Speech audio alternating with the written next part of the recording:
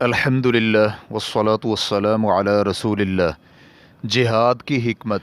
سوال کیا گیا ہے کیا جہاد کا معنی یہ ہے کہ غیر مسلموں کو قتل کیا جائے؟ الجواب بعون الوہاب۔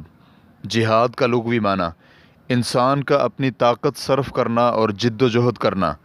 اصطلاحی معنی مسلمان شخص کا اعلاء کلمت اللہ کے لیے جد و جہد کرنا اور اس کے دین کو زمین پر نافذ کرنے کی کوشش کرنا جہاد کہلاتا ہے۔ اسلام میں جہاد کا مقصد یہ نہیں کہ غیر مسلموں کو قتل کیا جائے، بلکہ اس کا مقصد اللہ رب العزت کے دین کی سربلندی اور روئے زمین پر دین اسلام کی تنفیذ اور شریعت اسلامیہ کو حکمرانی دینا اور لوگوں کو بندوں کی عبادت سے نکال کر بندوں کے رب کی عبادت کی طرف لے جانا اور ادیان کے ظلم و ستم سے نکال کر اسلامی عدل و انصاف کی طرف لے جانا۔ اللہ سبحانہ و تعالیٰ کا فرمان ہے، اور تم ان سے اس وقت تک لڑائی کرتے رہو جب تک کوئی فتنہ باقی نہ رہے اور سارے کا سارا دین اللہ کا ہی ہو جائے۔ سورۃ الانفال آیت نمبر 39۔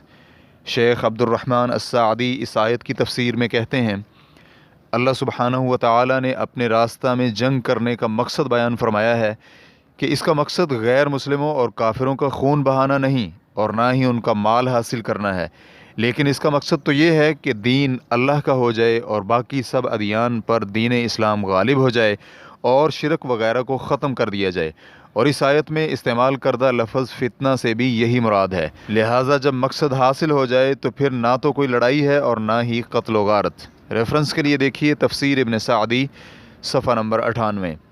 اور جن کفار کے خلاف ہم لڑتے اور جہاد کرتے ہیں وہ خود بھی اس جہاد سے مستفید ہوتے ہیں، کیونکہ ہم تو ان کے ساتھ اس لیے لڑتے ہیں کہ وہ اللہ کے ہاں مقبول دین اسلام میں داخل ہو جائیں، اور دنیا اور آخرت میں ان کی کامیابی کا سبب بھی یہی ہے۔ فرمانے باری تعالیٰ ہے، تم سب سے بہترین امت ہو جو لوگوں کے لیے پیدا کی گئی ہو، کہ تم نیک باتوں کا حکم کرتے اور بری باتوں سے روکتے ہو، اور تم اللہ رب العزت پر ایمان رکھتے ہو۔ سورہ آل عمران آیت نمبر 110۔ امام بخاری رحمہ اللہ نے ابو ہریرہ رضی اللہ عنہ سے روایت کیا ہے، وہ کہتے ہیں، تم سب سے بہترین امت ہو جو لوگوں کے لیے پیدا کی گئی ہو۔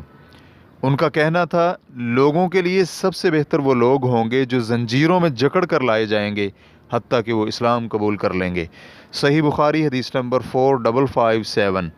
ابن جوزی رحمہ اللہ کا کہنا ہے، اس کا معنی یہ ہے کہ وہ قید کر لیے جائیں گے اور انہیں بیڑیاں پہنائی جائیں گی، اور جب وہ اسلام کی معرفت حاصل کر لیں گے اور اس کا انہیں علم ہو جائے گا تو وہ اپنی مرضی اور خوشی سے اسلام قبول کر لیں گے اور جنت کے وارث بن کر جنتوں میں داخل ہو جائیں گے۔ واللہ تعالی اعلم۔ اسلام QA ریکارڈنگز مؤسسۃ الشیخ محمد صالح المنجد، المملکۃ العربیۃ السعودیہ، فتویٰ نمبر 21961۔ والسلام علیکم ورحمۃ اللہ وبرکاتہ۔